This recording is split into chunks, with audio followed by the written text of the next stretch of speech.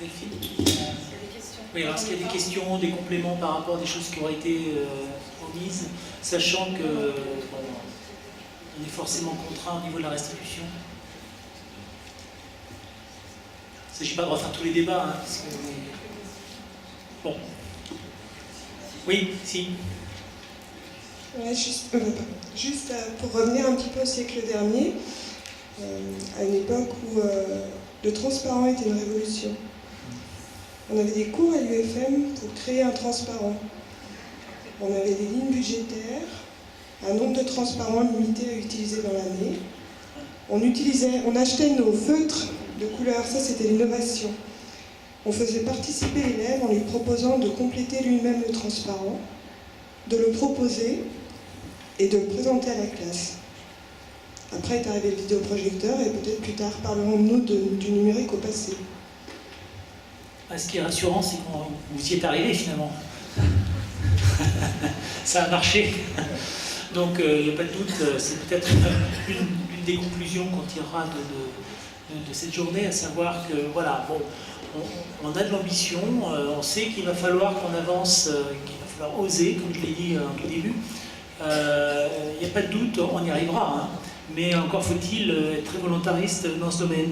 Alors Jean-Marc disait il y a tout un petit instant que les gens étaient ressortis des ateliers avec plus d'interrogations que de véritables réponses. C'est vrai que d'abord les ateliers, 1 heure, c'était assez court et qu'il n'était pas question de répondre à la question de manière exhaustive, la question posée de manière exhaustive. Toutefois, on espère que cette journée a pu vous apporter des pistes de réflexion, mais peut-être même plus. Hein. Certains ont pu me dire en aparté, vous avez pioché des idées par-ci par-là. C'est déjà bien. En tout cas, l'idée était de vous proposer un panorama relativement varié de ce qui pouvait se faire dans le domaine conjoint des compétences, de l'innovation et du numérique. Les interventions à la fois de Madame Andrist au niveau de la Suisse, et puis de la table ronde tout à l'heure, et puis également de ce qui s'est dit au niveau de la préparation à l'agrégation. Bon, tout ça, c'est des pistes. On sait bien que dans vos classes, vous innovez déjà, vous osez des choses. J'espère que vous aurez compris après cette journée qu'on attend, qu'il est indispensable d'aller bien plus loin que ça encore. Même si, on est d'accord, les contingences matérielles, beaucoup de choses nous freinent, et on n'est pas... on en est conscient totalement.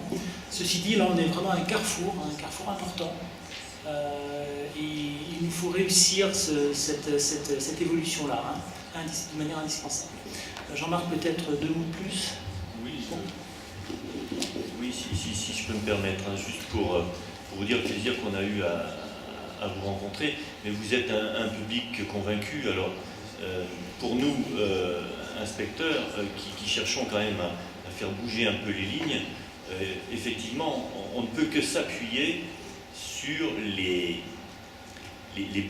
bonnes pratiques, c'est bien ce terme-là, que vous pourrez développer. C'est-à-dire que, concernant le numérique, on va se situer, comme le disait Yael Walter ce matin, avec l'imprimerie, on n'a pas encore mesuré les conséquences de ce que vont être les nouveaux outils, parce qu'en plus, on ne les connaît même pas. Il faut quand même se dire qu'avec l'imprimerie, au début du siècle dernier, début du XXe siècle, combien de personnes savaient lire, couramment lire, même nos grands-parents, combien savent lire suffisamment vite pour suivre les sous-titres d'un film, par exemple, combien passaient le certificat d'études. C'est que la lecture est quelque chose de difficile. L'homme n'est pas fait pour lire, l'homme est fait pour parler. Les scribes étaient très peu nombreux, les moines étaient les seuls à détenir les compétences d'écriture et de lecture. L'homme ne lit pas depuis longtemps, l'homme en tant qu'homo sapiens. Et on veut généraliser cet outil, ce vecteur de communication. Donc c'est pas si simple. Et avec l'outil informatique, le numérique, on est beaucoup dans la lecture. Et dans la lecture d'une page numérique, c'est tout autre chose que la lecture d'un livre. Il faut aller chercher l'information, et peut-être que nos élèves auront une compétence plus grande que la nôtre. Par ailleurs, il faut savoir que des États américains ont abandonné l'écriture cursive. Est-ce que c'est une bonne chose? Mon Dieu, qui peut le dire, n'empêche que des politiques ont pris ces décisions-là. Mais on est dans un monde qui bouge beaucoup, et moi, si je peux me permettre, il n'est pas question de remplacer ce que nous faisons bien par quelque chose dont nous ne connaissons pas encore tous les contours. La finalité, c'est d'enrichir nos pratiques avec des pratiques innovantes. Mais il ne faut quand même pas toujours se battre la coulpe, il faut se rendre compte et il faut continuer à mettre en œuvre ce qui fait que de toute façon, le système fonctionne quand même pour la plus grande majorité de nos élèves. Sauf que, même pour les bons élèves, le fait de se mettre en activité ouverte et en tâches complexes, ça peut aussi les faire progresser. Ça leur permettra d'aller plus loin, ça leur permettra de faire autre chose. Quelqu'un a posé la question dans l'atelier tout à l'heure, est-ce qu'on s'occupe des élites? Il ne faut surtout pas les abandonner. Il faut donner à manger à tout le monde en fonction de leur appétit. C'est ça l'équité. Il faut abandonner l'égalité pour l'équité. Et c'est plutôt compliqué comme challenge. L'autre aspect, c'est qu'il faut que nous ayons les outils dans les classes. Il ne faut pas aller en salle d'informatique pour avoir accès au numérique. On allait à une époque en salle vidéo pour voir des films, il faut que l'outil soit disponible. Ça, c'est... Bon, on n'a pas ici les décideurs qui sont... Mais si Yael n'est pas avec nous aujourd'hui, c'est justement pour faire en sorte qu'au niveau de la région, on puisse nous fournir les outils sur le côté de la table, et non pas... Ça ne doit pas être l'objet, on ne va pas faire de l'informatique. L'informatique est disponible si de besoin, mais on ne va pas en salle d'informatique. C'est une évolution à venir aussi. L'autre aspect, c'est que l'accès aux informations, je l'ai dit ce matin, mais je crois qu'il faut qu'on le répète, je l'avais entendu à une conférence d'inspection générale, informer n'est pas former. Nos enfants sont informés, surinformés, gavés d'informations. Que font-ils de ces informations? Est-ce qu'ils sont capables de faire le tri? Il n'y a que nous qui pouvons leur apprendre à faire un tri pertinent. Que pensez-vous des OGM? Vous êtes pour, vous êtes contre? Est-ce que vous savez pourquoi? Vous êtes pour, vous êtes contre le nucléaire? Est-ce que vous savez pourquoi? Le travail d'un pédagogue, c'est de donner aux élèves les arguments pour qu'ils puissent choisir. Et ça, c'est un travail de tri des informations.